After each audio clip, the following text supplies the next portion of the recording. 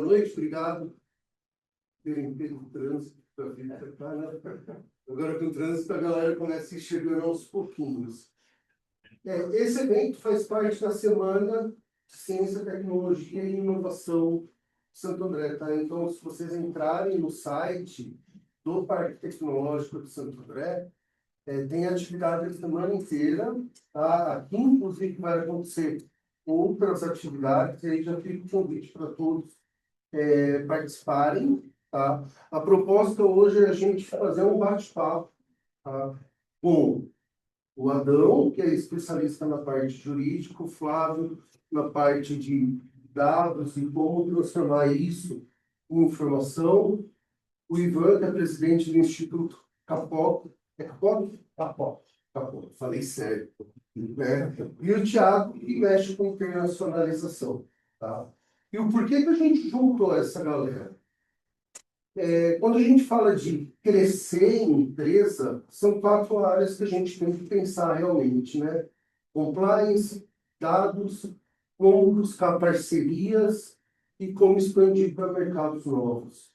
Eu gosto sempre de trazer contexto que, muitas vezes, a empresa, no início, a preocupação principal dela é vender, né? Se a empresa ainda não está faturando aí 1 milhão e pouquinho, ela está focada em vender, porque no final do dia tem que pagar os boletos, tem que fechar as contas, tem que crescer, e às vezes ela deixa a parte de organização empresarial um pouquinho de lado. Isso é muito comum, não é nenhum ponto crítico, nenhum ponto negativo, e é algo que acontece. Só que quando a empresa ela chega num patamar que ela está naquela faixa de sair da micro para entrar na pequena, sair da pequena para ir para a média, o que geralmente pode acontecer? Pô, estou faturando, estou fazendo grana, chega no final do mês, não é proporcional. Porque ela ainda está acostumada com a ideia, lá no início, de fazer o que? Olhar faturamento, faturamento, faturamento, e nem sempre ela se preocupa com todas as outras linhas, como lucro, como despesas, depois como lucro, e é muito como você ouvir. Eu tenho certeza que aqui a gente conhece algumas pessoas falando assim, poxa, agora a minha empresa está faturando, né? Não estou mais naquela de desesperado atrás de cliente, só que eu não vejo lucro no fim do mês. E aí o empresário ele tem que tomar uma decisão muito séria. Ou ele prepara a empresa dele para ficar grande, e aí a forma de gestão é totalmente diferente, ou ele prepara a empresa dele para ele vender, ou ele cai naquele marasmo de estou equilibrado, estou estável, mas cedo ou tarde a empresa dele vai morrer. E quando a gente olha os dados do Sebrae, a gente vê um índice de mortalidade na empresa extremamente alto. Tá? Então, o objetivo nosso é trazer essa discussão, o objetivo nosso é levar essa discussão para fora daqui, né? Então, na quinta-feira, o que a gente está fazendo está gravado, vai subir na rede para a gente poder realmente disseminar esse conhecimento, e esse é um dos papéis do ITESP. O ITESP é um Instituto de Tecnologia do Grande ABC, né? E ele tem como premissa transformar o mundo através da inovação, tecnologia e empreendedorismo. Que são 3 pilares essenciais para a sociedade. E eu gosto sempre de trazer a reflexão. Se você pegar Santo André, já que a gente está na semana Ciência e Tecnologia de Santo André, Santo André tem 106, 110 mil CNPJs abertos. Tá? Se você tirar o QMEI, que é em torno de 70 mil, a gente está falando de 30, 40 mil. Tá? Cara, se essas empresas crescerem a ponto de contratar 4 pessoas, acaba a taxa de desocupação aqui em Santo André. Então a gente vê que não é um negócio absurdo, tipo, tem que crescer muito, é bom assim.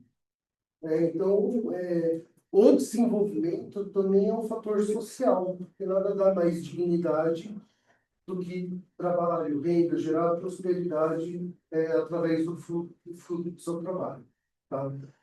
Dentro do ITESC, eu sou responsável pelo eixo startup, tá? Então eu tenho 2 projetos lá. O eixo de startup tem 2 projetos. Toda quinta-feira a gente sobe um bate-papo com um especialista, seja de startup ou não, falando de negócio. Tá? Então, o Thiago já participou, o Adão já foi co-host, o Flávio já foi co-host. Né? A gente traz realmente especialista do mercado para entender o ponto de vista dele e entender um pouco da história, o que ele fez para virar a chave, para crescer, para começar a realmente deixar a empresa dele um negócio sustentável. Tá?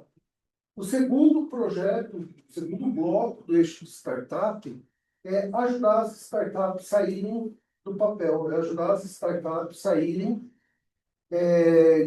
apenas ter uma boa ideia. Tá? Então, no ano passado, a gente adotou 2 startups, formamos conselho nas startups para ajudar esse amadurecimento. Né? Esse ano, no ITESC Connection, que aconteceu em setembro, nós escolhemos 4 startups para fazer esse acompanhamento. E a ideia é, agora, a partir de dezembro, a gente chamar startups que estão na fase mais inicial, que ainda estão na fase de criação, tá? Para fazer tipo um rock six, sabe? Eles trazerem o caso, a gente ter ponto de contribuição para ajudar a fortalecer eles no começo, tá? Eu não vou ficar falando muito, porque eu não vou me alugar, eu vou cuidar para não me alugar, porque como é um tema que eu sou apaixonado, se deixar eu fico falando, tá? De novo, muito bem-vindo todos que estão aqui. A Feliciana, ela vem representando o Parque Tecnológico de Santo André. Daqui a pouco ela está por aqui, aí a gente passa a fala para ela. Como que a gente vai funcionar, tá? Para a gente poder conversar e organizar a dinâmica. Dependendo do tempo, cada um vai ter 10 minutos, depois a gente vai fazer um bate-papo. Tá? Mas dependendo do tempo, pode ser que estenda muito. Tá? Então, durante os 10 minutos da apresentação, eu peço que não sejam feitas perguntas ainda. Tá? Vamos deixar para depois que os 4 se apresentarem, para quando a gente fizer a mesa redonda mesmo, e fazer um bate-papo com todos juntos. Tá? Para que a gente não esqueça das perguntas, eu vou convidar para todo mundo ler o QR Code, vai entrar no grupo, que é um grupo provisório, tá? Vai estar lá perguntas, evento 21 de outubro, tá? Então, o Adão é o primeiro que vai se apresentar, ele está aqui falando, putz, ele falou um negócio que eu surgi dúvida, coloca no grupo, tá? Eu vou estar acompanhando, e aí no final a gente pega todas as perguntas do grupo para a gente poder fazer o bate-papo com todos aqui, para cada um dar a sua opinião, para cada um poder dar a sua contribuição. Beleza? Então a gente vai dividir em 2 momentos. No primeiro momento é menos interativo, mas no segundo momento é totalmente interativo que a gente vai fazer. Tá? Durante a apresentação, o QR Code sempre vai estar aqui. Tá? Então, entrem lá e aí também é bacana, porque toda vez que tiver alguma coisa para a gente poder atualizar, a gente usa esse mesmo grupo. Tá? E aí, quem quiser ficar, continua. Beleza? Bora começar então? Então, eu vou chamar o Adão para ele falar um pouco de compliance. O Adão ele prometeu que vai falar como fazer compliance de uma forma simples e de uma forma que não é chata. Será que eu consigo? Boa noite. Boa noite. Boa noite. Para dormir. Então, quem fala compliance já dorme? Agradeço ao Fernando, agradeço o ITESC, agradeço a parceria, a presença de vocês também. A ideia é conversar um pouco sobre a Semana da Ciência, Tecnologia e Inovação. Mas ninguém consegue fazer. Hoje, a discussão que o Fernando trouxe, estava escutando também um podcast sobre a mortalidade das empresas. O que faz as empresas aqui no Brasil? Abrem um CNPJ e fecha outro. O que faz isso? É a falta de crédito? É uma estrutura complicada para se empreender? Ou é a falta de conhecimento? Então, a ideia hoje é bater o papo, é trazer um pouco sobre a questão do compliance e governança. Eu não vou entrar aqui aonde surgiu o compliance, a governança, isso aí a gente aprende nos livros, pós-graduação, e a ideia não é essa, a ideia é trazer algo prático. Então, o primeiro ponto que eu trago para vocês, cultura de integridade. Quem aqui acha que a carga tributária do Brasil é alta? Poucas pessoas, só 2 pessoas. A ideia da cultura da integridade é um pouco disso. O sistema, o risco, o Brasil está aí. O que que nós fazemos então? Ah, mas se eu for pagar imposto, eu fecho as portas. Então, você está um problema de precificação. A ideia é essa. Porque se eu não entendo a cultura de integridade da forma adequada, eu acabo sonegando. E agora, com a reforma tributária batendo na porta, a questão da sonegação vai ficar bem complicada. Quando a gente fala de sonegação, parece algo muito longe, né? Mas a gente sabe aqui que o pessoal, às vezes, eu preciso ali, vendo alguma coisa. E com nota ou sem nota? Quem já escutou essa pergunta ou já fez essa pergunta? Então, a ideia de trazer o conceito de integridade, cultura de integridade é essa, é o primeiro passo. Se eu acho que pagar insalubridade para o meu funcionário e tem que pagar insalubridade demais, então eu tenho um problema de cultura de integridade. Tá? A ideia não é sair pagando o adicional de insalubridade para todos. O que que eu faço? Eu contrato uma empresa especializada, temos várias na região, ela vai fazer o estudo e fala, ó, você tem que pagar ou você não tem que pagar. Para não pagar, você fornece EPI, treinamento e faz o controle. Pronto, não precisa mais pagar. Essa é a cultura da integridade. O comércio daí. Ética aplicada à rotina, não ao manual. Então, a ideia de vender compliance não é ter um manual de compliance. Antes do manual, é ter esse pensamento de forma prática. A transparência como ativo da obrigação. Minha especialidade hoje são contratos. Quem aqui gosta de ler contrato? Quem lê contrato? Você gosta de ler contrato? Chega no Quando eu falo de contrato com a Vivo, é quase que ler bula, mas não é essa ideia. Se todos aqui são empreendedores, você não tem um contrato, e o contrato, eu estou dizendo de uma forma genérica, porque o contrato quer dizer o instrumento contratual. Se você não tem, você já tem um risco. Se você não debateu as cláusulas ali, também você não tem um risco. A confusão que se faz muito é a vida do empreendedor, eu confundo com vida de consumidor e de trabalhador CLT. São sistemas, microsistemas diferentes. A ideia de contratos entre empresas, por menores que sejam, a ideia de contrato paritário, de uma relação paritária. E eu, se eu colocar, quem acha que a multa de 50% é alta dentro de uma cláusula contratual? Quem acha que é? Depende do objeto do contrato. Depende do objeto. Mas se eu nem leio porque os 50% de multa não pagar, não consigo debater. Então, hoje eu estava analisando o contrato com um cliente e ali para abandonar o projeto por parte da contratante, ela falou, te pago 10% se eu abandonar o projeto. E aí eu falei para o meu cliente, 10% cobra a despesa de iniciar um projeto? Ele falou, o mínimo vai ser 100. Então, vamos discutir isso. A ideia de se discutir o contrato também, de forma transparente, também está na cultura da integridade. Governança regenerativa, e então a ideia de governança. Quando eu falo de governança e compliance, governança é o espírito, é trazer essa questão psicológica para a chefia, para os gestores, para os tomadores de decisão. E compliance é o mar. Então, a ideia da governança regenerativa, hoje, e aí eu sempre falo de forma prática, fora dos manuais, é entender o ambiente que nós vivemos. Se eu tenho um excesso de ações trabalhistas, tem alguma coisa errada. Ah, mas o judiciário, o sistema judiciário trabalhista, ele é paternalista? Eu também acho. Mas a gente tem que navegar nas regras. Então, por que que antes de enviar um termo de rescisão lá pelo RH, pela contabilidade, ou pelo alguém, eu não chamo essa pessoa junto com alguém que conhece, o jurídico, o RH, falo, ó, você está sendo demitido por causa disso, as verbas que estou te pagando é essa, e aí só isso evita muito problema. Grande parte das ações trabalhistas não é porque o trabalhador acha que tem direito, mas porque ele sai magoado. Então, a governança regenerativa é esse que eu trouxe no ambiente. Quando eu falo de meio ambiente, não é só o meio ambiente, quando eu falo de verde, de licenças ambientais, não é só isso, tá? Eu tenho um ambiente de trabalho, um ambiente com o consumidor, um ambiente transparente com outras empresas, com o meu concorrente também. Então, é esse o ambiente, mas de uma forma mais global. Os conceitos de stakeholder e shareholder. Então, quando eu tenho um pensamento de stakeholder, eu tenho um pensamento voltado para o sócio. O exemplo clássico que eu posso trazer é da Petrobras com a política do Pedro Parente. Eu não estou dizendo aqui, não quero trazer a questão de política, mas a questão prática do negócio. A política de stakeholder, ela beneficiava o acionista. Então, eu tenho que potencializar o ganho do acionista. Em uma situação de uma empresa mista, onde tem uma questão de combustível e derivados no cenário nacional, olha como isso impactou quando eu tinha a política de paridade com o dólar. Então, ela aumenta o combustível, o diesel, gasolina, e eu aumento tudo o custo de vida, eu prejudico todo o país, porque eu tenho uma política de shareholder.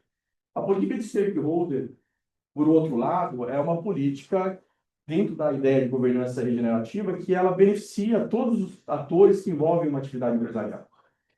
Então, quem são os atores? Desde o meu colaborador, o meu prestador de serviço, o próprio governo, clientes, outros, a concorrência. Então, esses são os stakeholders.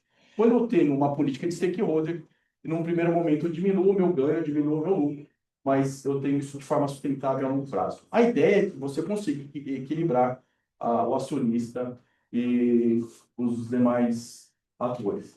Você fala, mas isso aí é só para companhias grandes? Não. As pequenas e médias empresas também, porque também temos a política de shareholder quando se eu sou só eu dono, ou eu empresa, e eu só penso no meu lucro, eu posso estar sangrando o caixa da empresa, inclusive, e eu não consigo crescer.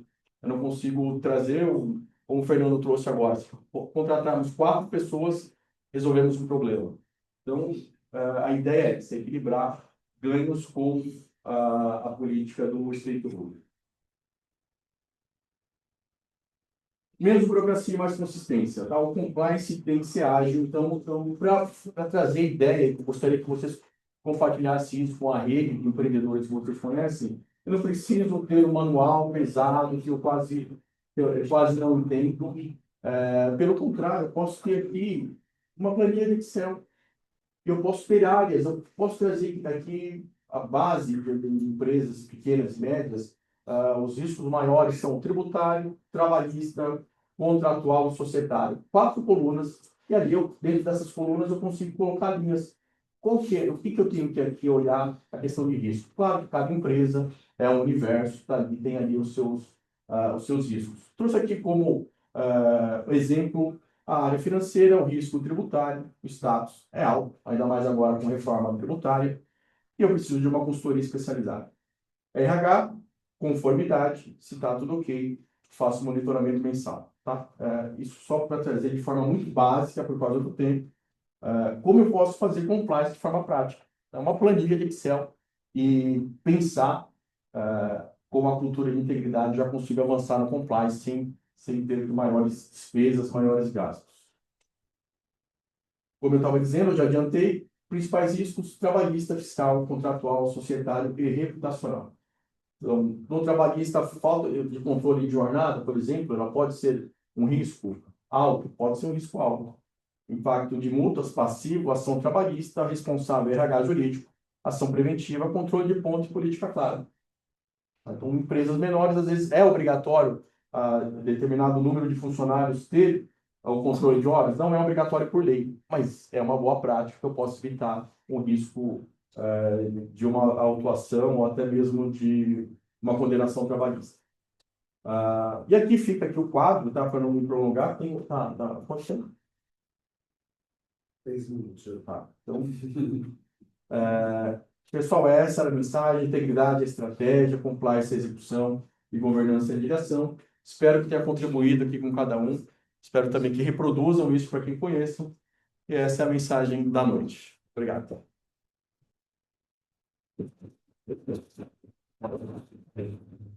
Agora eu só vou fazer uma pequena adaptação para colocar o vídeo do Thiagão. Adão, obrigado. Pessoal, vamos lá. Quem tiver dúvida, não esquece de mandar. Você quer essa mensagem? Eu já vou colocando aqui, lá. Assim, tá aqui. Não, show. Olá pessoal, tudo bem? Boa noite. Boa noite. Bacana. E também, acho que primeiro eu gostaria de bater umas palmas aqui para o Fernando, que organizou isso. Por que a gente começa com essas palmas? Porque eu fui vice-presidente do IDESC em 2018 a 2022. Então, sei, e a Maísa também foi a coordenadora também do IDESC também, e sei da dificuldade como é fazer eventos, chamar pessoas, trazer pessoas para ajudar aqui, é muito bacana. Então, obrigado, Fernando, e obrigado pelo convite.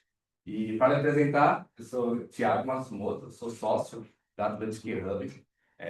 Eu gosto sempre de me apresentar, eu sou o resumo da globalização. Eu sou um brasileiro japonês com uma empresa em Portugal. Então, isso já mostra a mistureba que eu sou. E a Atlantic Hub, que a gente fundou em 2016, foi para ajudar as empresas brasileiras a levar suas operações para Portugal. Portugaliza produtos e serviços brasileiros para acessar a Europa e aí sim acessar Portugal e assim acessar toda a Europa. E dentro desses 10 anos, a gente já ajudou empresas, mais de 300 empresas brasileiras, desde a área de tecnologia, da área de saúde, diversas outras, e muitos que vocês até devem conhecer, né? Eles, né? Que faz YouTube do Guaraná Antártico. Mas não é isso que eu queria falar, né? O tema aqui é de compliance, né? Então, eu queria trazer muito como que é essa relação, o Adão trouxe muito bem nessa parte da empresa, os colaboradores, os impostos, e aí eu quis trazer essa visão um pouco mais de Portugal, porque o Adão falou, né? Os impostos aqui é realmente muito difícil, né? A gente fala de CM, ICMS, ISS, PIS, COFINS e outros, mas lá em Portugal a gente só tem um imposto, que é o IVA, que é até, a gente está falando da reforma tributária brasileira, que é 2000 e quanto que é o final? 2033 começa a parte do IVA. Então, o Brasil está mirando o IVA, né? E o IVA nada mais é do que o valor agregado, né? Imposto de valor agregado. Isso Portugal, toda a Europa já tem. E aí, por que o compliance é interessante, né? Tanto na parte de notas, emissão de invoice, né? Então, o que é o IVA, né? Quando a gente vende alguma coisa, a gente comprou de algo, teve o valor agregado e aí revendeu. Então, esses impostos até pode chegar até 23% lá em Portugal. Só que diferente, e até por isso que eu falo que Portugal tem as suas diferenças. Aqui no Brasil, a gente não tem imposto de dividendos. Lá em Portugal tem. Então, a gente paga imposto por lucro. E por que eu estou trazendo isso? Não é por dificuldades. Porque até, ela não fala, né? Eu acho que você fala muito disso, né? O imposto é a melhor coisa, né? Porque se você está pagando imposto, é que você vendeu, que você emitiu nota e que você vendeu. Então, em Portugal tem muito disso, né? E confesso que não tem muito esse jeitinho brasileiro de fazer sem nota. Claro que existe essa parte de fazer sem nota, mas isso pode até ser um problema, porque lá, falando em IVA, o débito e crédito que a gente tem de ICMS, sabe? Quando você vende, você acumula ICMS. Quando você compra, você também acumula e você consegue fazer esse saldo. Em Portugal isso funciona. E nós mesmos, a gente trimestralmente, né, que é o que tem lá, a gente recebe o Inhaver, dá mais ou menos uns 6 a 8% do IVA que a gente recolhe. Então, quando você faz tudo certinho, você consegue se recuperar, né? E também, uma das coisas que você falou um pouco de trabalhista, eu vou usar bastante a sua palestra, né, Adão? Porque acho que mostra essa comparação, né? Eu fiz uma palestra recentemente falando das diferenças entre Brasil e Portugal, principalmente na área cultural. E aí eu trouxe até uma parte teórica do Getter Hofstadter, que mostra, ele fez uma pesquisa na IBM das divisões, das diferenças dos funcionários em diversos países. E aí tem um ranking de 0 a 10, né, de como que é. E Portugal e a Europa, a diferença, falando de contratos, nosso contrato no Brasil, e na América Latina, muito disso, a gente faz um contrato meio que, não com várias brechas, mas o nosso contrato tem muito no fio do bigode. Aqui no Brasil, quando um fornecedor ou um cliente fala, vou puxar o contrato, vamos ver o contrato, quando a gente vê, poxa, é briga. Vai entrar para o jurídico, vai chamar advogado, vai ter problema. Por quê? Porque foi escrito só para selar o acordo. Em Portugal, não. O que está acordado é acordado. Quando puxa o contrato, poxa, a gente falou aqui, ó, tá tudo certo, por que que a gente está mudando? Só que isso, por um lado, demora. Aqui, quando a gente fecha um negócio, demora, sei lá, uma semana, um mês para fazer o contrato, tudo certo. O jurídico lá, o jurídico vê, dá tudo certo. Lá, essa cauda longa, porque tem a parte de confianças e outra coisa. Esse é o meu tempo ou é? Tem mais, Eu não pus o. tem mais 5 minutos. Tá, então, tô tentando. E estava passando aqui o vídeo, né? Esse aqui é o vídeo do nosso escritório. A gente, por isso que é legal que a gente está em Santo André, né? Porque a gente é uma empresa binacional. Então, a gente tem escritório aqui em Santo André, a gente fica aqui no Coworking 360, nosso time Brasil fica aqui. E o time Portugal, a gente tem um Coworking lá para receber esses empresários que estão começando o seu negócio lá em Portugal. Então, além disso, é o nosso escritório. Isso aqui é a nossa equipe lá em Portugal. E por que é legal falar de equipe? Porque aqui, voltando nessas diferenças, né? Quando a gente fala de demitir por justa causa, é que o funcionário roubou, matou, é muito difícil por ter justa causa, correto? Em Portugal é comum ter a justa causa. Por quê? É muito fácil contratar uma pessoa, mas para mandar embora é muito difícil. Não só Portugal, mas a França é assim, a Espanha, a Europa como um todo, né? A gente tem uma pegada mais de centro-esquerda, a Europa como um todo. Então, mandar um funcionário embora é muito difícil e vai ter muitos processos. E por que o justa causa lá é importante? Porque está tudo acordado quando você contrata uma empresa. Olha, tá vendo? Você não bateu a meta, você não fez isso, e por isso é justa causa. Então, a justa causa é você não cumpriu o acordado. E aí voltamos para o compliance. Porque se você contratar, seja uma pessoa, uma empresa, e deixar por não aperto de mão, com certeza isso vai dar problema. Então, nessa parte, tanto trabalhista e tanto nas empresas, ter essa parte de compliance é muito importante. Eu falei um pouco dessa parte do relacionamento entre as empresas e os clientes, né?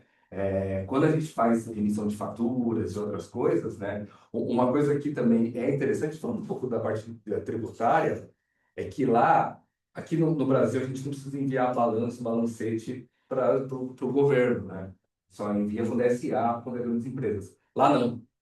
Toda empresa, seja uma pequena, uma unipessoal, ela tem que enviar que foi comprado, que foi emitido de nota, uma espécie de um balancete, para o governo.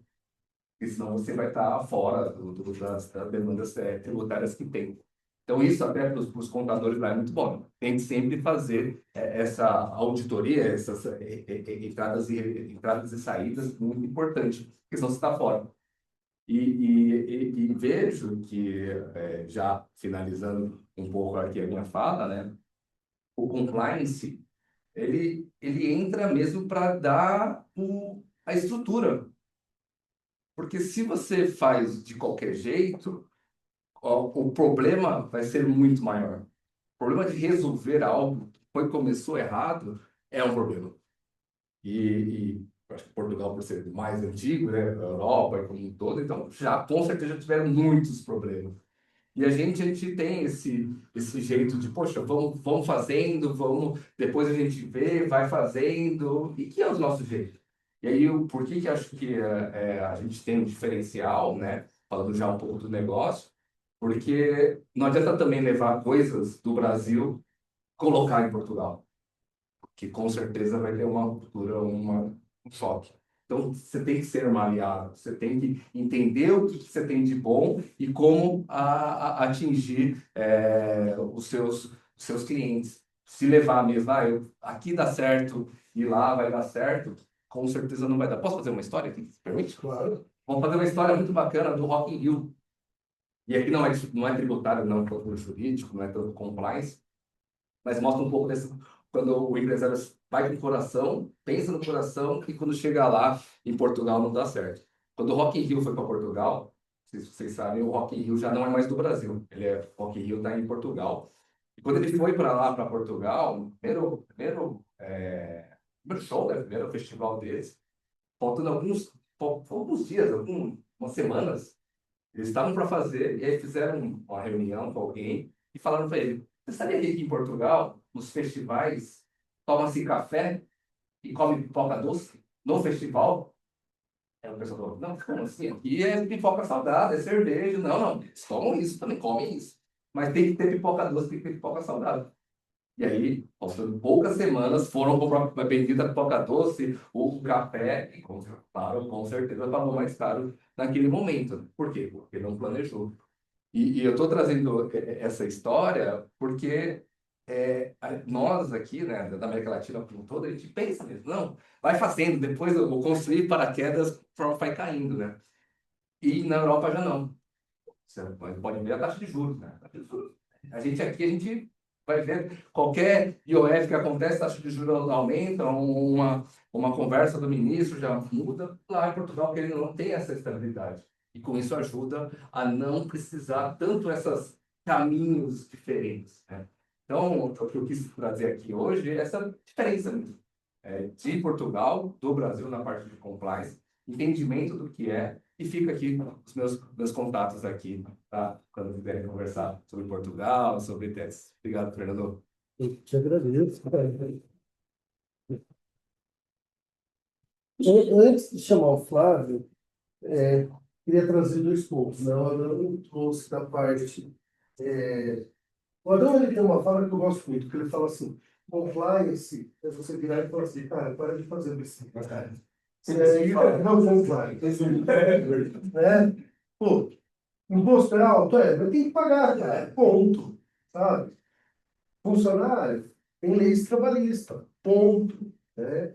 Então, o Adão ele trouxe essa ideia de pô, para de fazer besteira, que eu acho que é bem bacana. E o Thiago, ele trouxe a mesma mensagem, só que numa visão diferente. Você quer crescer para um mercado novo, não faça besteira no mercado novo. Porque essa história da pipoca eu achei genial, a primeira vez que eu ouvi. Eu nunca pensei em show de rock com pipoca doce. Café. E café. Café tudo bem, mas pô, café até vai. Pipoca salgada até vai. Mas pipoca doce. O Rio é Rio colorida. A Rio teve. Era Rio dele. Ó, o Rio dele. Então, assim, cara, pô, eu vou começar um negócio novo, sabe? Sinceramente, quantas vezes a gente para e estuda o mercado?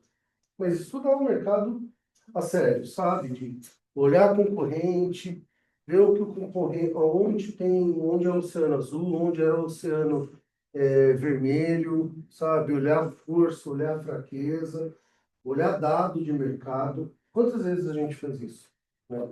Eu estava conversando com o Ricardo antes da gente começar, mas assim, Ricardo, para todo mundo te ver. Quem tiver oportunidade, fala com esse cara que, meu, ele Enciclopédia ambulante. Eu falo palavrão de vez em quando, falo com ele que é foda. E ele estava comentando, cara, tem muito startup que não tem nem acordo de sócio. Né? Se você não combina bem para sair, para entrar, imagina quando tiver que sair. Sabe? E aí é legal a gente olhar para o nosso negócio. Às vezes tem negócio que já está rodando, já está faturando, e aí agora deu aquela dorzinha, sabe? De, putz, eu tenho que ver meu acordo de sócio que acho que não está legal. Ou que mudou, e putz, não atualizamos. Tá? Então essa primeira parte a gente trouxe bem para conscientizar de vamos crescer, mas vamos parar de fazer besteira. Agora o Flávio ele vai falar de cultura de data drive, né? De tomada de decisão com base em informação e não com o feeling que o Thiago trouxe. Tá? E aí, na sequência, o Ivan vem para falar sobre a perspectiva de alguém que vem com um investimento, de uma venture capital. Tá? Então, eu acho que esses quatro momentos se unem, e aí, daqui a pouco, o Ivan terminando, aí a gente abre para fazer um bate-papo entre a gente. Pavel, não é você, agora é você. Para quem não conhece, ele é o nosso Steve Jobs brasileiro. Tá? O bolso parece.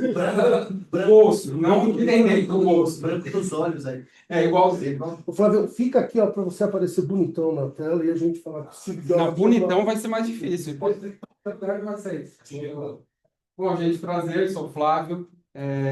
Eu sou formado em administração de empresas, eu trabalho já com essa parte de dados, de relatórios, já há 20, não vou falar quantos porque entrega a idade, mas de um tempo para cá eu tenho visto que existe um mito, tá, aqui no Brasil principalmente, que dados, trabalhar com dados, com informação é coisa para empresa grande, para multinacionais. Eu venho de multinacionais, sempre trabalhei com isso nessas multinacionais.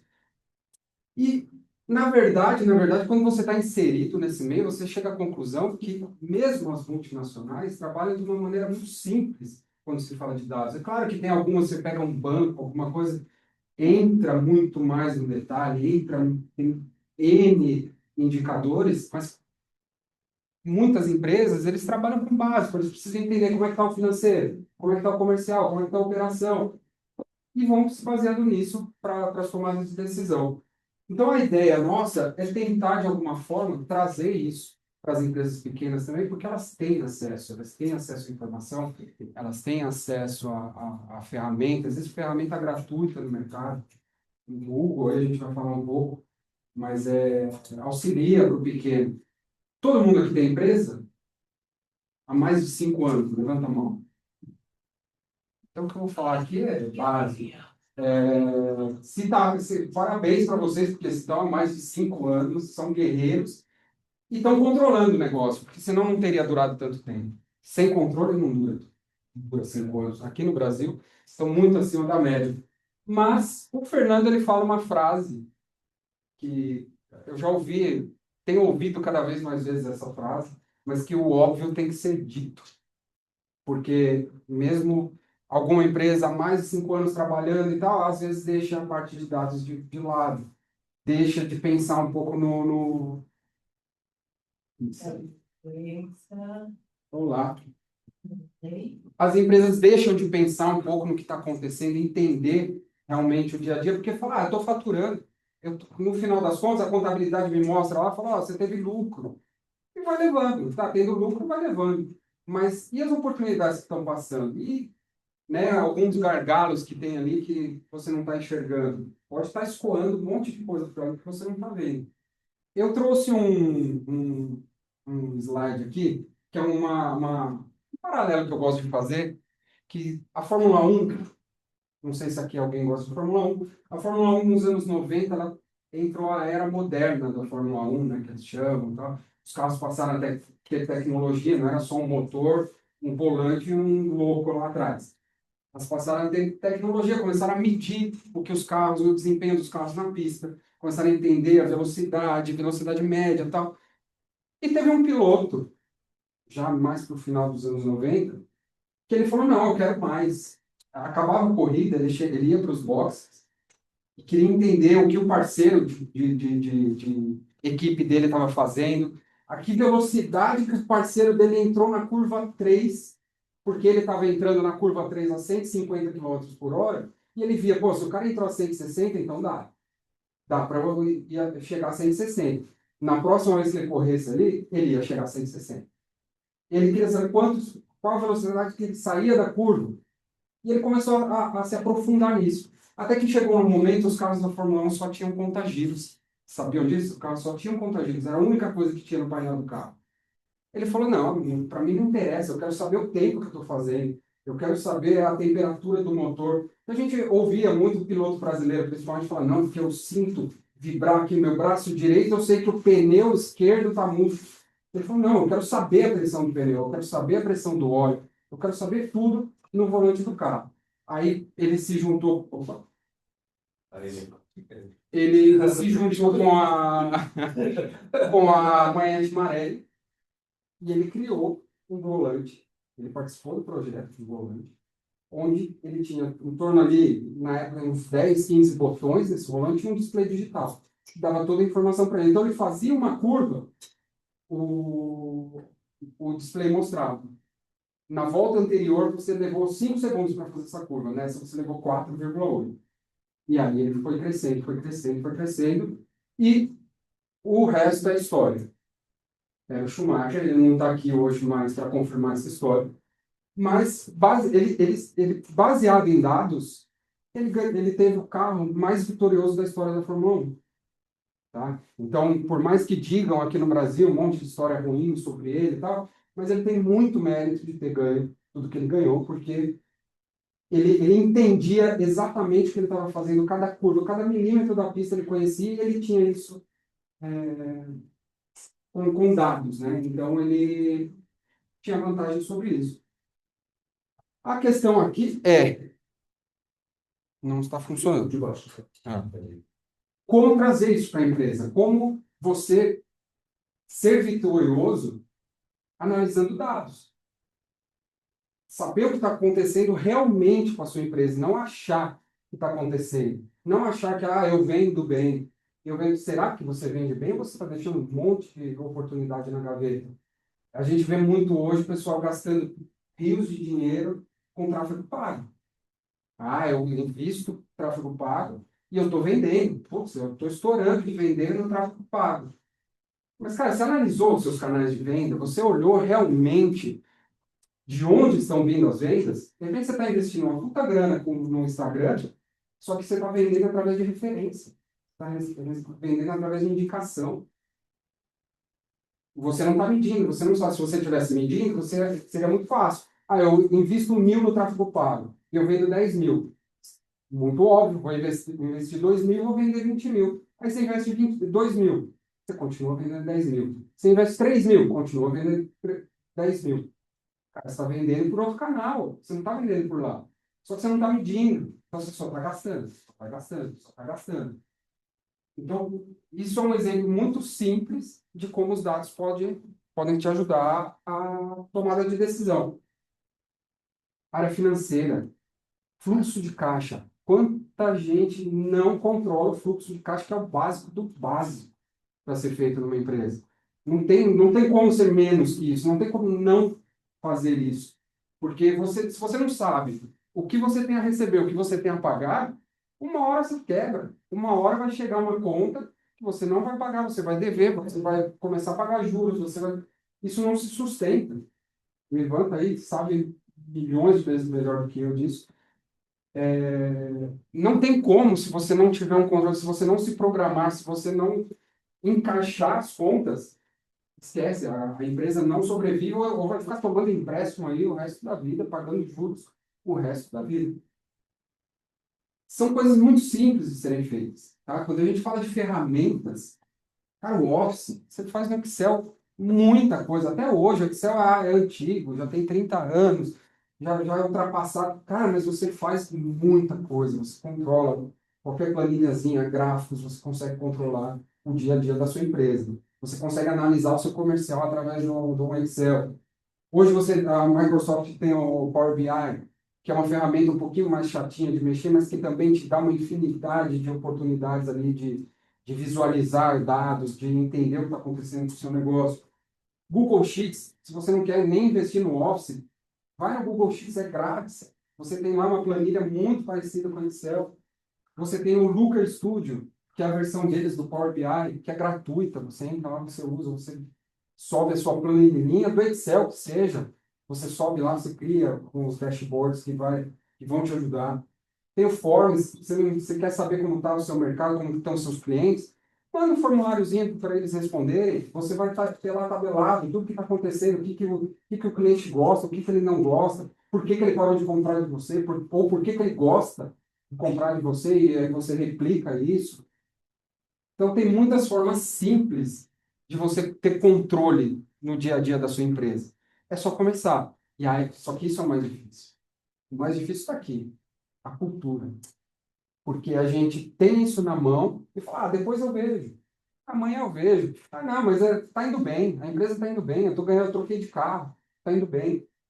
Você precisa ter essa cultura, você precisa se reunir semanalmente, entender o que está acontecendo, porque a tomada de decisão tem que ser rápida. Se você demora para tomar decisão, o trem passa. O trem passa e não tem como voltar atrás. Então, reuniãozinha, aqui ficou como sugestão, tá? Reuniãozinha semanal, fecha o mês, chegou lá, vamos analisar como fechamos o mês. Compara sempre, um dia contra o dia anterior, a semana contra a semana anterior, um mês contra o mês anterior. Quanto mais tempo você tiver para comparar, mais assertiva é a decisão que você toma. Porque tem história, você já aprendeu com aquilo. Você começa a ver que está acontecendo uma situação, você já sabe onde atuar, porque você já passou por aquilo, está anotado, os dados estão dizendo que você passou por aquilo. Aqui eu fiz mais pensando, né, no pessoal que está começando e tal, porque eles falam, tá bom, a gente está falando de dados, a gente está falando de um monte de coisa, mas o que são esses dados, né? Da onde saem esses dados? Para que servem esses dados? Cara, fluxo de caixa. Pega o que você tem a receber, ou o que você já recebeu. Pega o que você tem a pagar e coloca, compara um com o outro e vê quanto sobra. Putz, deu negativo? Cara, você tem um desencaixe ali. Você precisa começar a trabalhar isso. Então você descobre que você precisa ter um acúmulo ali no caixa para cobrir todas as suas contas, para não ter desencaixe. Venda e receita por canal. Você tem que entender que canal que funciona, o que está acontecendo. Porque senão você corre o risco de estar investindo no canal errado. Oi, você investiu, retorno sobre investimento.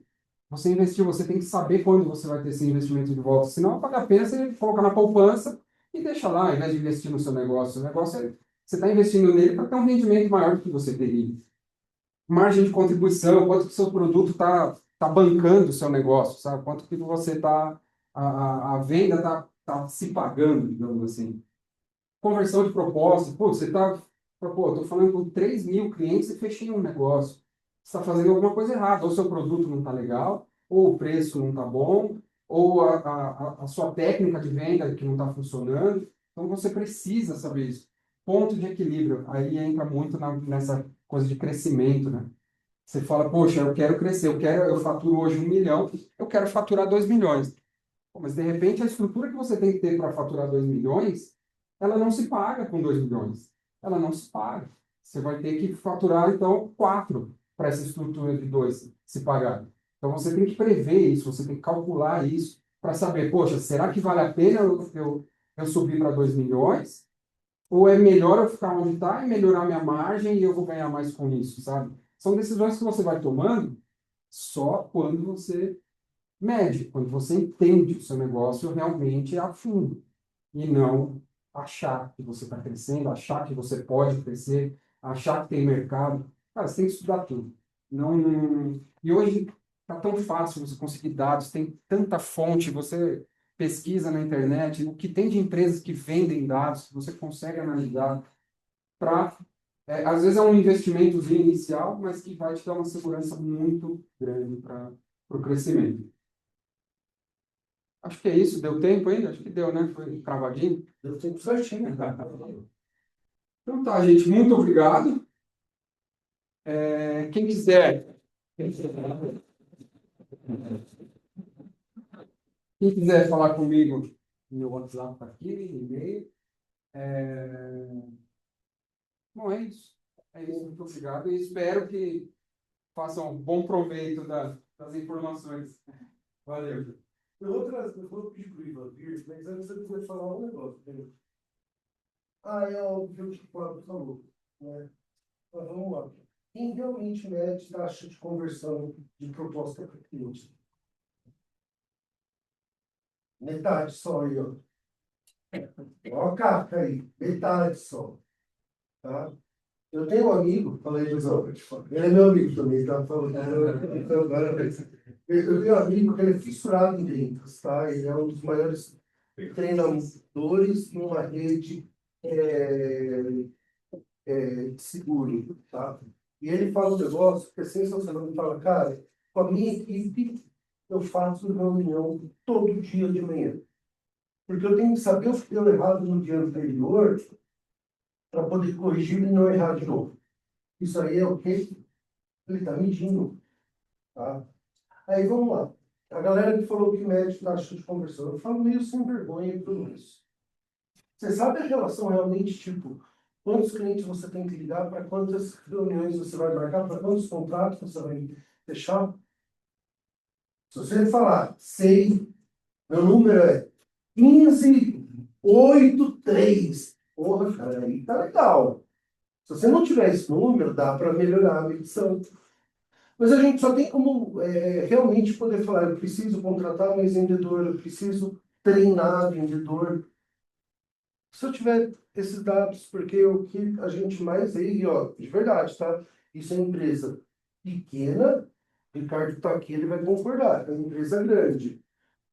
Preciso de treinamento. Não sabia como treinar na pessoa, às vezes. Pela risada do Ricardo, ele concorda comigo. Porque não está medindo. Faz sentido isso para vocês? Então, eu já enrolei um pouquinho. Eu vou vem cá para falar como trazer dinheiro, porque agora a gente já sabe o que tem que controlar, já sabe tudo certinho. Continua para baixo, muda o slide. Show. Tá? Bem, boa noite. Boa noite. Obrigado por estar aqui, Fernando. Tu também, que fez esse convite. Bem bacana estar podendo trazer aqui um bate-papo sobre o trabalho que a gente acompanhou. Eu hoje estou fazendo uma ação presidindo um instituto chamado Instituto Capol, de inovação corporativa, focado exatamente em gestão da inovação corporativa. E dentro dessa ação, nós tivemos o prazer de conhecer o Dr. Cláudio Garcia, que veio trazer um estudo com as 500 maiores da Forbes, feito lá em Nova York, focado em entender como a inovação está acontecendo e por que esse ato, porque essa mudança de investimento que aconteceu, né? Dentro disso, ele fez um estudo, esse estudo chama Quando Golias Precisa de Davi, né? Como é que as startups e corporações estão trabalhando isso tudo, reimaginando toda essa ação, né? Dentro disso, a gente vê que tudo mudou nos últimos poucos anos, somente aí pós-pandemia, né? Na verdade, o processo se transforma num processo muito mais lento, caro do que foi há anos atrás, e difícil de captar recursos e dinheiro, né? Se não tiver características básicas da atividade de propósito, você e a disrupção como base de ação, você não vai conseguir ter realmente essa questão acontecendo, e essa lógica de aproximação das corporações, das startups, então, acaba acontecendo hoje de maneira bastante diferente a partir disso, né? Um exemplo muito claro é o exemplo da OpenAI e a Microsoft, né? Em 16, a OpenAI pegou e escolheu a Microsoft dentro da lógica de fazer toda a questão de nuvem com Azure. No processo secundário, a Microsoft coloca um BI em 2019 dentro da estrutura de alguém que já estava parceiro, já estava usando sua estrutura. Entre 20 e 23, você tem uma integração entre as interfaces, fazendo com que você pegue todos os grandes produtos da Microsoft e integre a questão da inteligência artificial de maneira direta, gerando, então, uma questão de uma diferença brutal, de uma vantagem competitiva para as duas pontas. Isso fez toda a diferença. É outro modelo. Mudou tudo, né? E aí a gente volta e entende, então, o que isso se soma dentro do que a gente vem falar aqui de compliance, né? Primeiro processo, o que as corporações buscam? Não, elas não buscam startups perfeitas, elas buscam startups confiáveis. Então, compliance é a base, tá? Dentro disso, com governança e transparência, a governança tem base hoje, inclusive dentro de B3 no país ou no mundo inteiro, como fundamental no processo, né? A questão ética acontecendo de maneira direta, a lógica de data driving acontecendo como processo de análise e acompanhamento, mensuração e monitoramento. A possibilidade de escala, evidentemente, eu acho que essa questão é lógica, isso aí é a base de uma criação de uma startup, né? Que a gente fica claro que no momento que eu tenho uma condição de um serviço, eu ainda continuo no processo. Quando eu crio uma chance de escala, eu abro essa lógica de startup exatamente. O propósito ESG, exatamente o que eu entrego, o que eu levo, o que eu faço de diferença, o que eu consigo mostrar dentro desse processo de mudança social, mudança ambiental e lógica, então, de governança, e a capacidade de agilidade com responsabilidade plena, né? Tudo isso soma, então, numa lógica que a gente percebe que tem que haver essa questão de parceria com valor sustentável embutido. Então, a gente vê que o futuro vai ser e é colaborativo. A confiança é o novo capital que rege essas parcerias e você vai ter uma lógica de ética, dados e inovação somada de uma maneira direta, logicamente aproveitando. Como o tempo é muito curto, mas a gente pode depois prover para vocês esse material mais claro, o estudo, inclusive, está disponibilizado para a gente, ele mostra que existem modelos, basicamente são 4 modelos de parceria, onde você não tem mais investimentos diretos. Você tem, sim, lógicas de captação, ajuda, você ter a contratação dessas startups, principalmente em situações de tech, etc., para desenvolvimento de soluções que a corporação não mais tem a necessidade de se preocupar.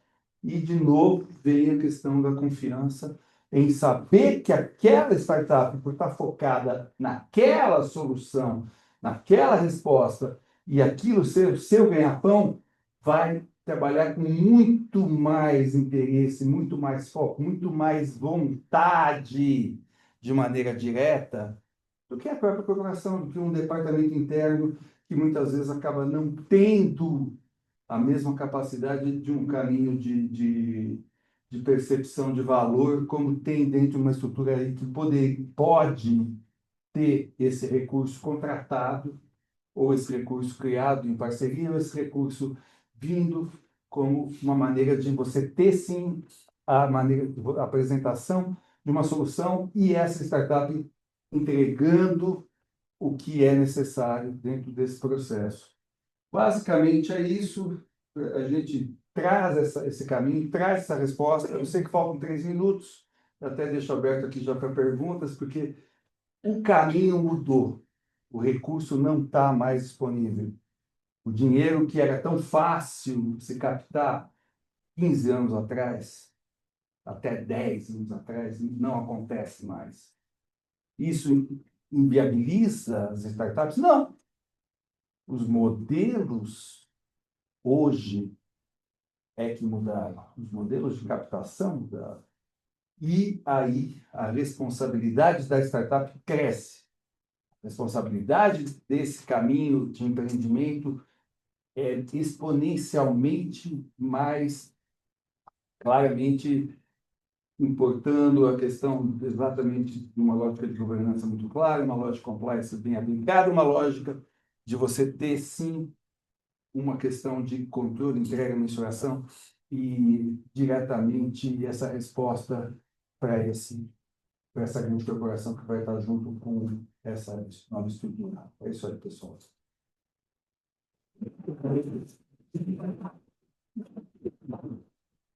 O Ivan, né, a gente está começando a fazer toda uma conversa, né, então vocês vão ver a gente cada vez andando mais juntos, né, porque o instituto dele e tese que eu acho que não consegue somar com o outro. A gente vai até agora trazer hoje, né, a questão de começar um caminho de acelerar, que eu estou falando de intenções do MOU, focado exatamente em possibilidades aí de amplificar esse horizonte, né? Estava conversando agora há pouco sobre os caminhos que tem aqui o ABC, né? Como são imensos, né? E o Capoc tem uma expertise bastante grande aí, são mais de 7 anos aí de aplicação nessa questão de gestão corporativa, que eu acho que a gente pode, junto, fazer crescer aí as duas estruturas. Obrigado, cara. Muito bom. E aí, eu agradeço o Edu também, que fez a... Dar um palpite aqui. Então, já veio aqui. Você sempre pode falar, cara. Obrigado. Essa questão de análise de resultado é muito interessante. Na minha experiência, o que eu aprendi, porque eu trabalhei grande parte da minha vida na General Motors, é a questão de contabilidade e análise de resultado, né? Como a gente está fazendo Quer dizer, a parte de contabilidade, eu não sou contador, né? Eu detestava a contabilidade, eu fiz economia, e era a questão do compliance, né? E eu estudei nos Estados Unidos, aí aprendi o que é o CPA, né? O Certified Public Accountant. Aí realmente eu aprendi o que é a contabilidade aí no caso. E na GM a gente tinha duas áreas separadas, que era a contabilidade, que era o compliance, e tinha análise de operações. Aí que realmente eu aprendi o que é analisar o resultado. E quando você vê o resultado da empresa, geralmente, principalmente empresas que publicam o resultado, em grande parte, né, tirando as empresas que têm problema, o resultado é positivo. Aí, no caso. Aí eu faço a brincadeira que é o seguinte, é a questão da média, né? Não, na média a gente está ganhando dinheiro. Se você pegar metade de uma pessoa, botar no fogão, metade na geladeira, na média ele está ok, mas morreu. Aí não dá. Então, o que que acontece? Uma coisa que eu aprendi é você analisar as áreas, quer dizer, aprendi a expressão do SKU, quem trabalha com bebida, alimentação, e uma das empresas que eu trabalhei, que era uma grande empresa na área de alimentação, é a parte de iogurte. A gente vendia o iogurte que tinha um resultado positivo. Só que quando você começa a analisar as SKUs, o que acontece? O iogurte que vende é o iogurte natural. Só que quando você vai no supermercado, você tem iogurte com morango, pêssego, abacaxi. É que eu digo, o cara de marketing, ele quer ver a prateleira cheia. Ele não está preocupado necessariamente se está ganhando. E nós fizemos uma análise e mostrou que cerca de 70% era iogurte natural. Porque quando você vai analisar, o que acontece? Vamos para a fábrica. Quando você tem uma escala de produção altos volumes, o cara da fábrica está feliz, porque ele está produzindo e não tem parado. Agora, você vai produzir iogurte, por exemplo, com morango. Você tem que parar a máquina, você tem que limpar a máquina, ajustar o setup da máquina, aí produz meia dúzia, aí volta para o. Então, eu só queria comentar como é que essa questão da análise do resultado é muito importante você ver a empresa por dentro, que nem fazer um raio-x na empresa, porque quem está dentro da empresa, por exemplo, na indústria automobilística, os modelos populares têm margem baixa. Os modelos mais caros, tipo carros de luxo, no caso de GM, quer dizer, na época do Opala, que envelheceu o Opala, era um carro que tinha uma rentabilidade grande, completamente diferente do Chevette. Aí, no caso, e a mesma relação permanece. Picapes também, alta margem, aí, no caso. Isso acontece na área de alimentação do vídeo. Então, eu só dar um palpite aí, um comentário adicional, que é muito importante você dissecar o resultado. E pode ter certeza que um demonstrativo que é publicado, ele não vai entrar nesse negócio. Se você está fazendo uma análise da empresa para investimento, seja lá o que for, é muito importante você dissecar. Logicamente, é que eu digo, você ganha cabelo branco, vai ganhar experiência, né? A gente vai aprendendo isso ao longo da vida. Obrigado.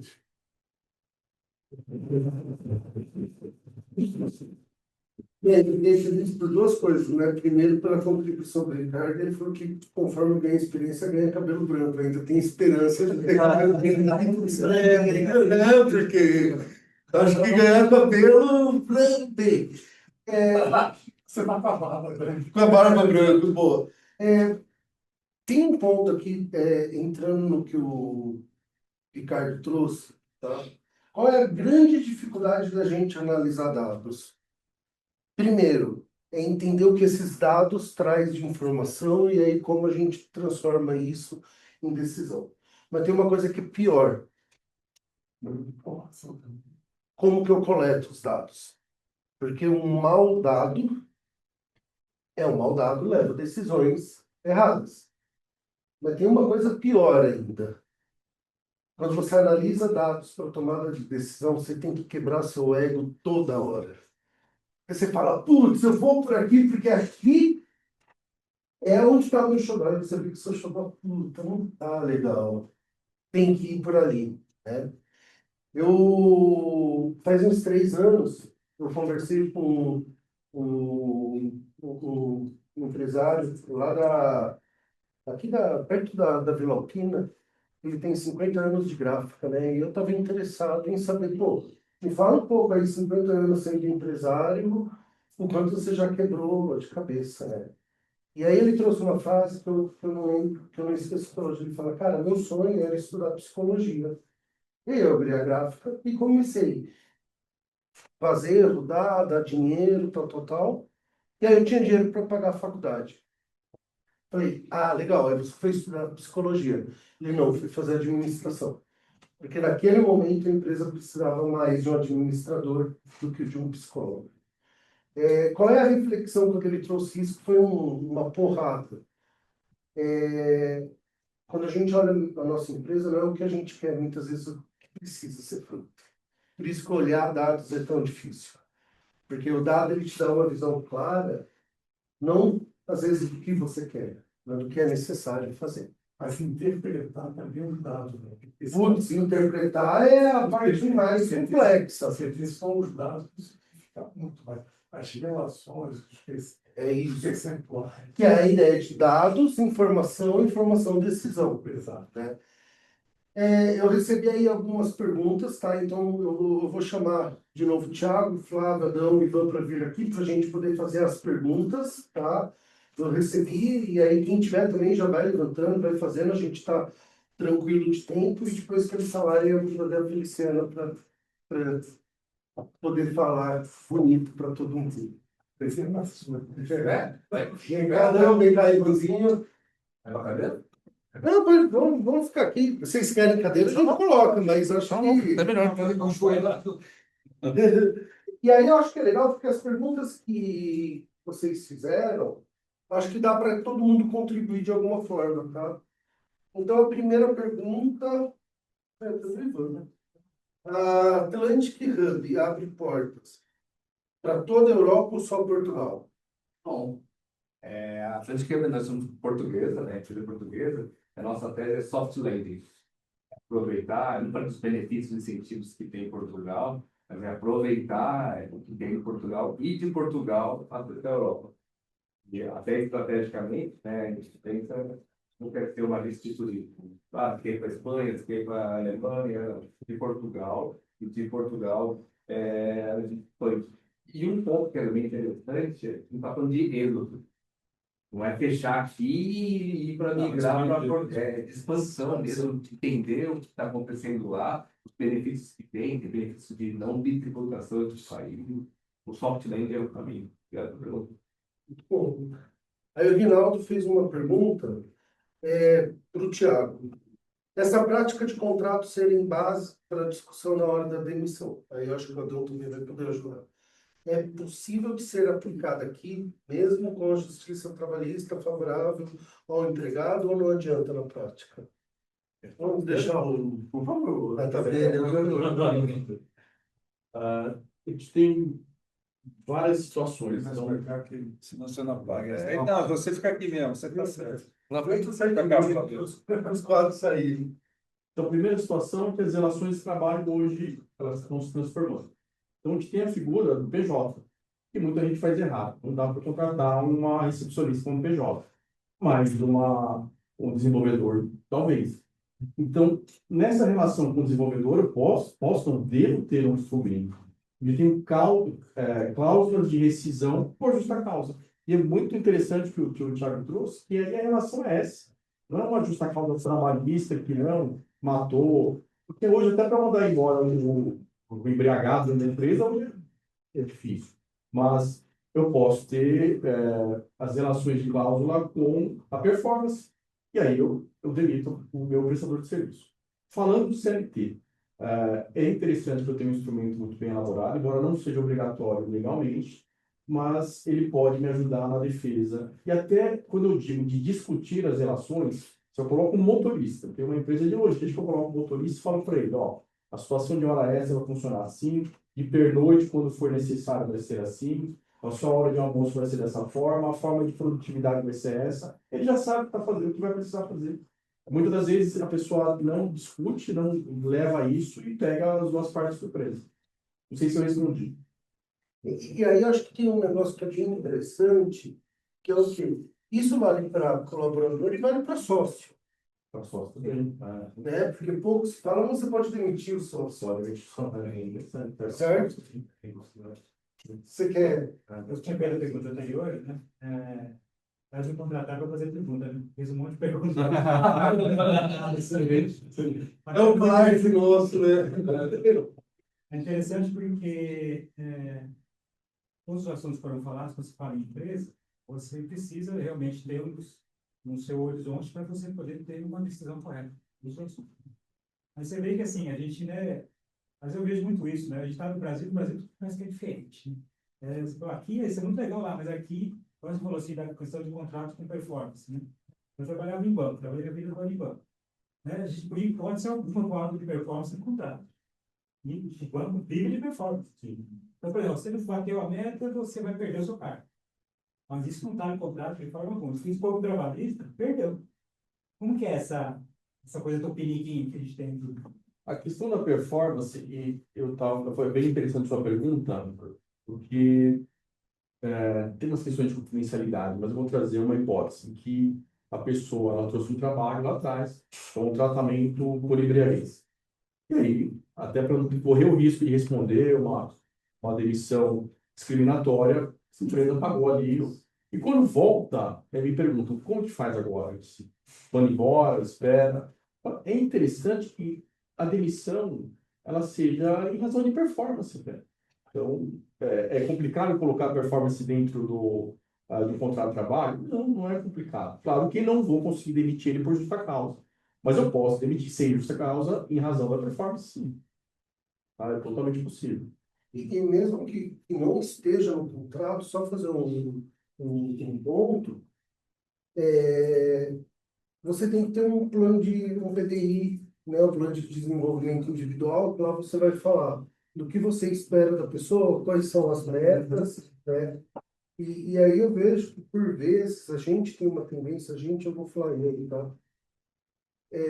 De não saber fazer meta para o nosso colaborador.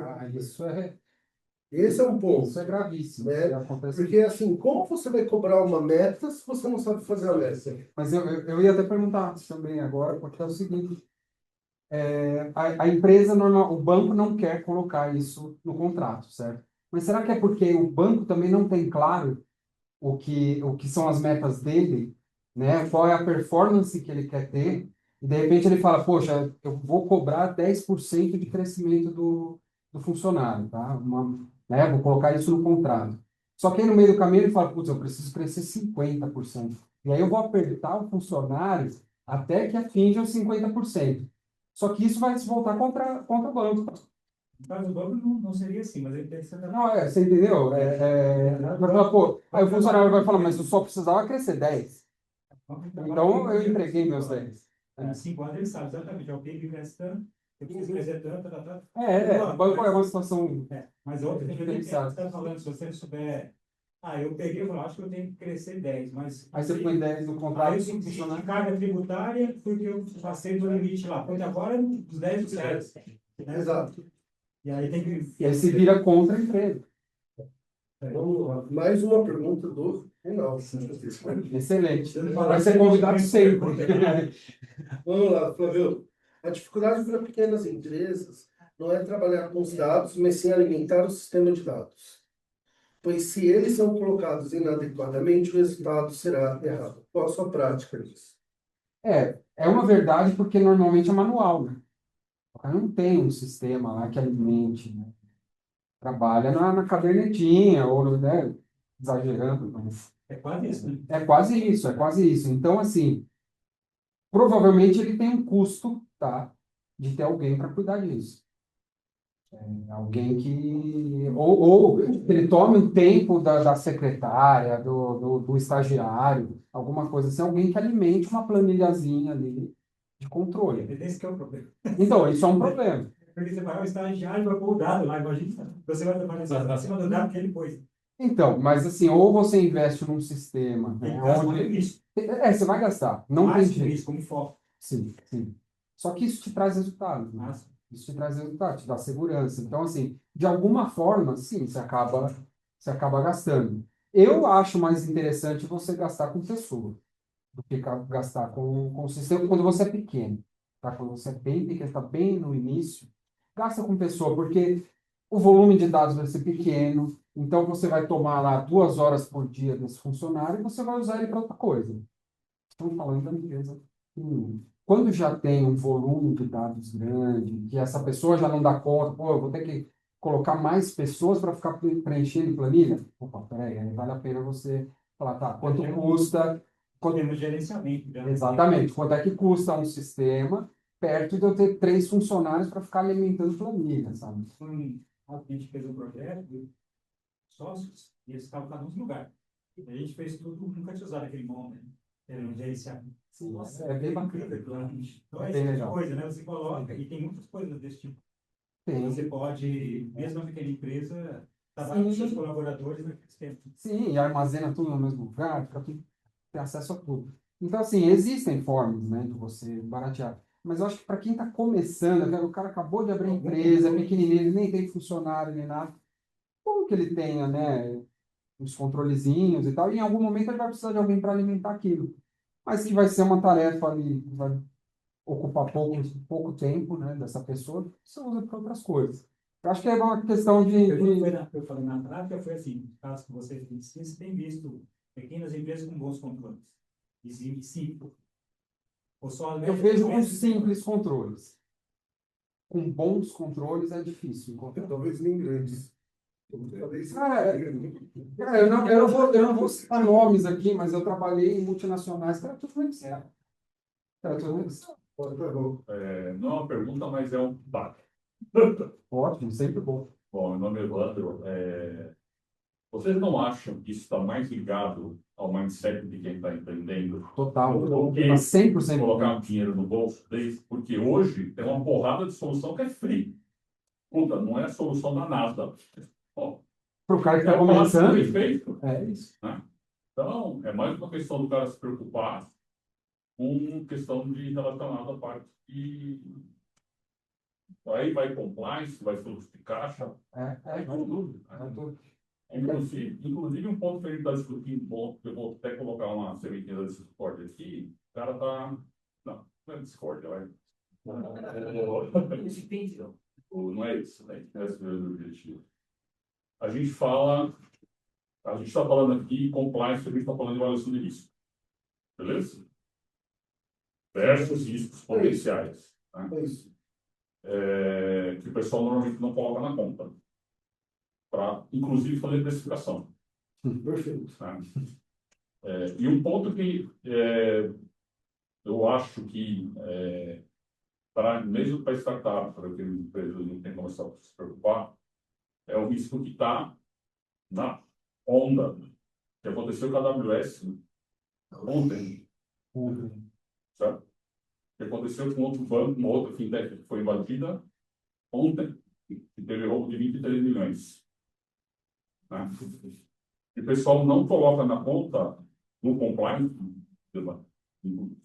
inclusive, pelo GPD, que é o risco digital, que eu acho que o pessoal tem que começar a colocar. Total. Sim. Hoje já é drama isso aí. Sim. Mas não existe uma preocupação relacionada a isso. Né? Mas o startup posso estar faturando, cara, se o cara é digital, se ele parar de faturar 2, 3 dias, ele fecha a empresa porque o cara vai perder a confiança dele, simples assim. Então, é só isso que eu queria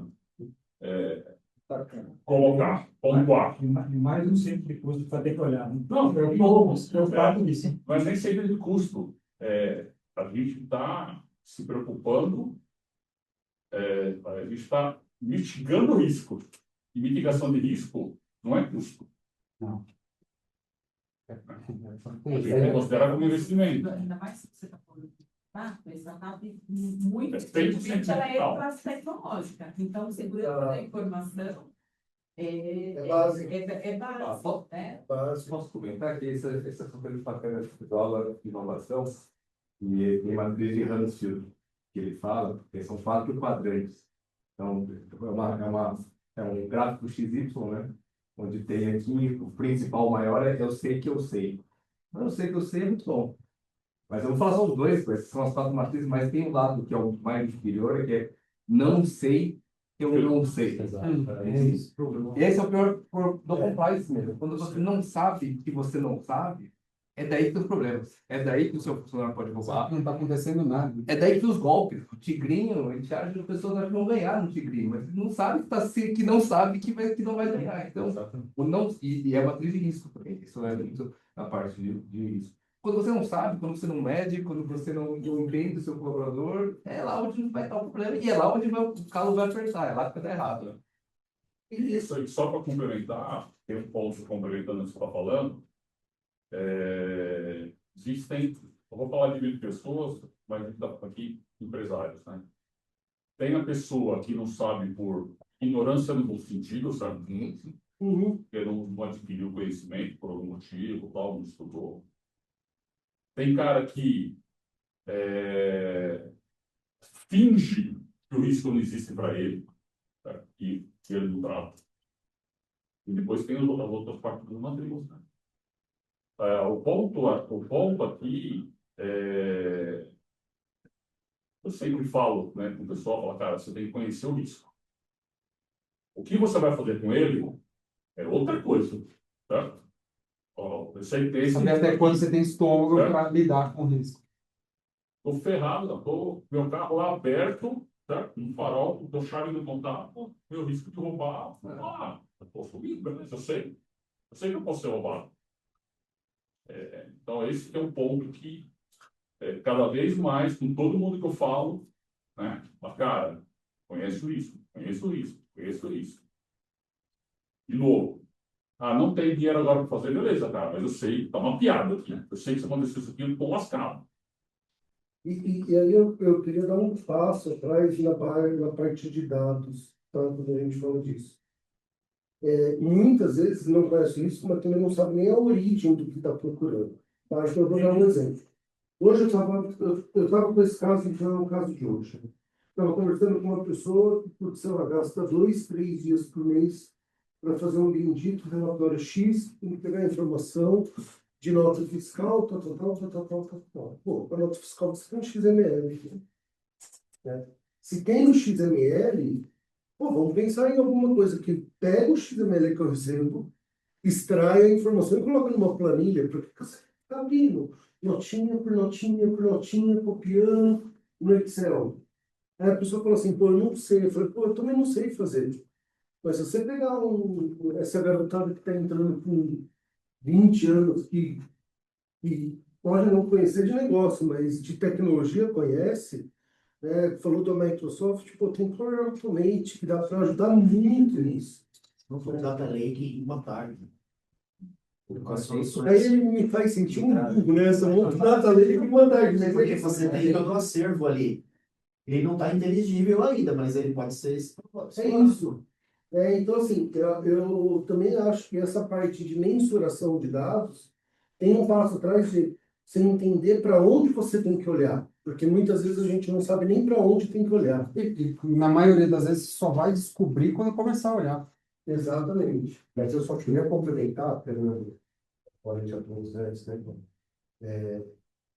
Eu já passei por várias empresas e os dados, né? O que acontece? Que você falou, se a pessoa não sabe para onde olhar, não adianta eu coletar toda a informação. Você pega uma empresa pequena, o cara começa a olhar tudo quanto é dado, não adianta nada. Você pôs ali um feed básico. E não faça mais do que isso. Porque... Tem que entender o que é o feed básico. Exato. Trabalhei com muita empresa que o cara fazia 52.000 SLAs. Para quê, bicho? Era um que media a operação do cara, ou 2, ou 3. O cara apurava 52, 60 todo mês.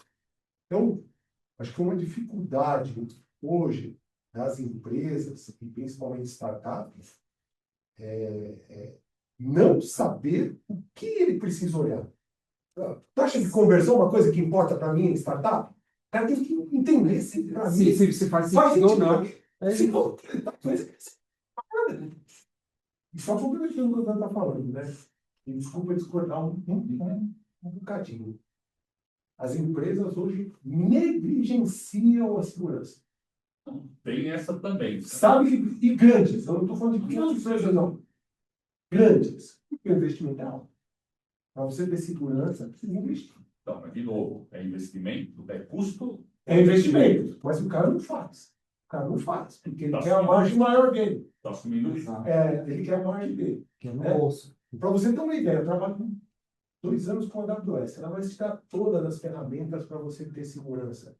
Os caras não ativavam nem um fator de autenticação. De várias empresas serem invadidas. O cara pega a chave do sistema dele e põe dentro do código do GitHub público na internet.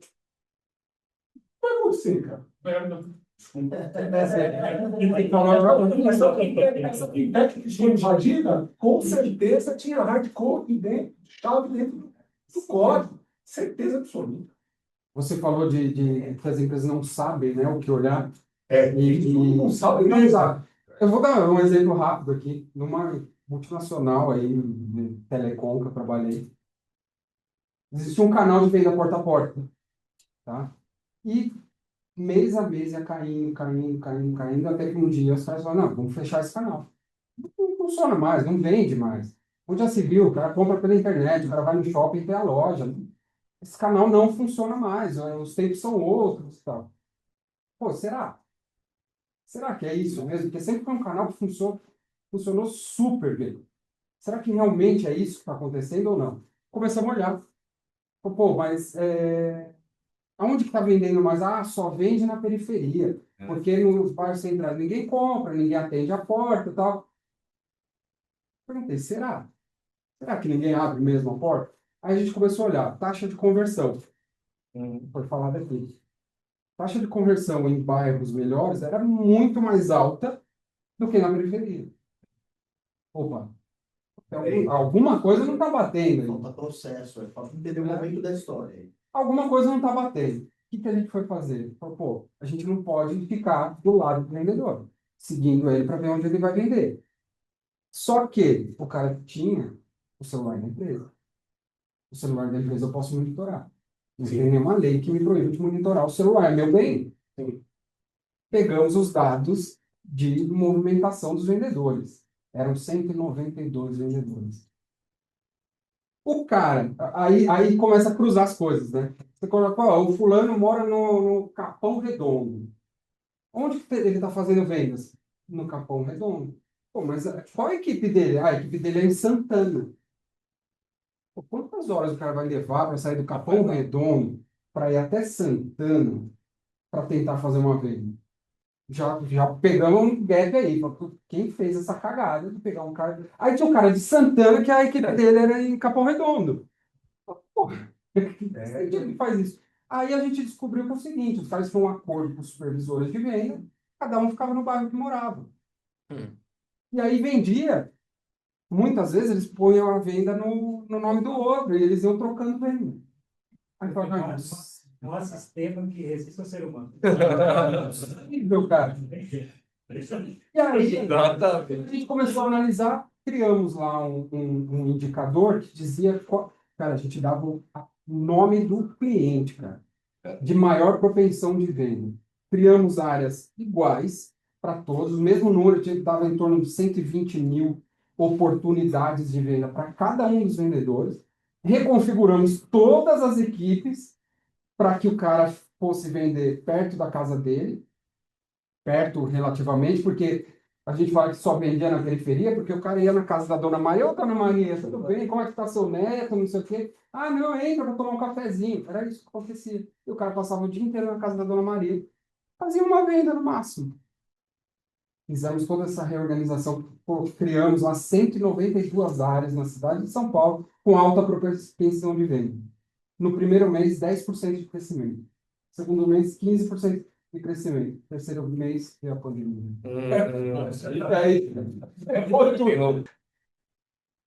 Outro tema para a gente fazer outro bate-papo. Vou te convidar para encerrar.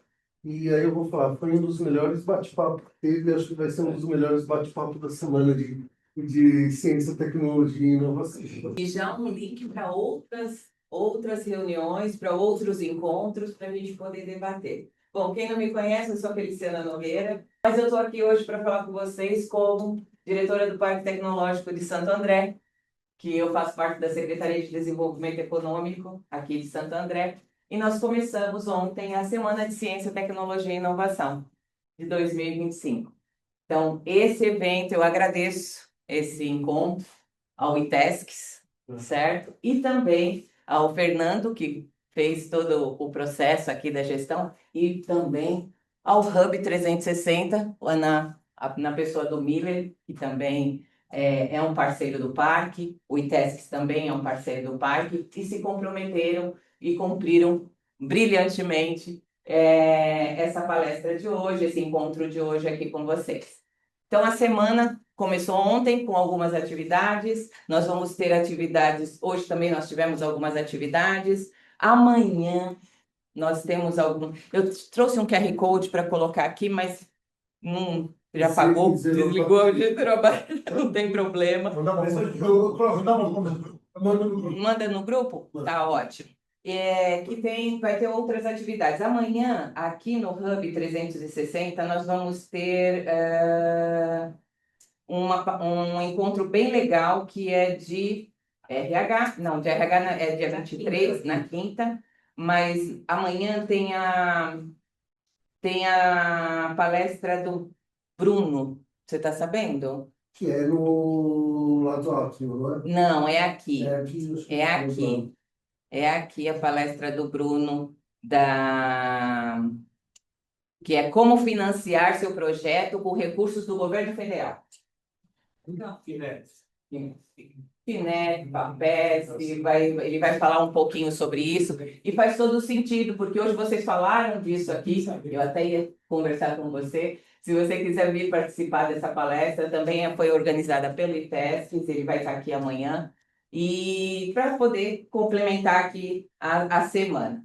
No auditório Helenir Guariba, amanhã, nós vamos ter também uma palestra 60+, que também vai ser muito bacana, está sendo ministrada por uma professora da Metodista, tá? Que vai ser super bacana. E durante todo o dia, amanhã, dia 22, nós vamos ter a mostra de trabalhos de alunos das universidades com projetos que vão ficar expostos, e depois, no dia 23, eles vão fazer um pitch. Eles estão participando de uma competição para esses trabalhos que eles estão expondo e vão ser premiados por isso. É uma competição que está acontecendo, são 15 universidades, 15, não só universidades, tá? Nós também temos trabalhos do ensino médio.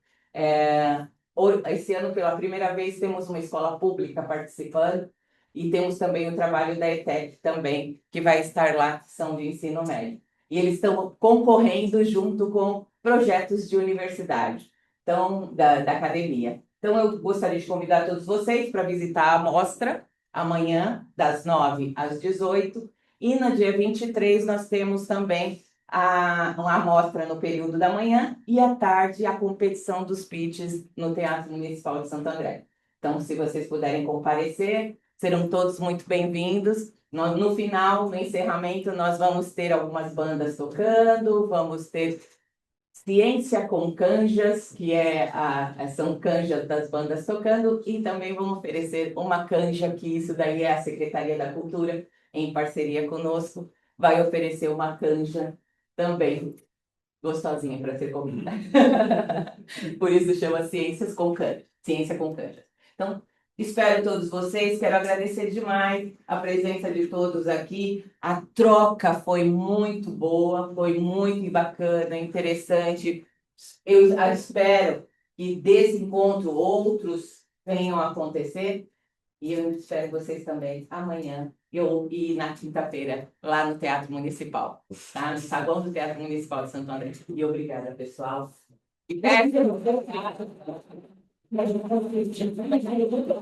Viu, pela parceria. E, temos associados aqui de ITESCS e temos também muitos colaboradores aqui que estão com a gente. Adorei ver todos vocês aqui.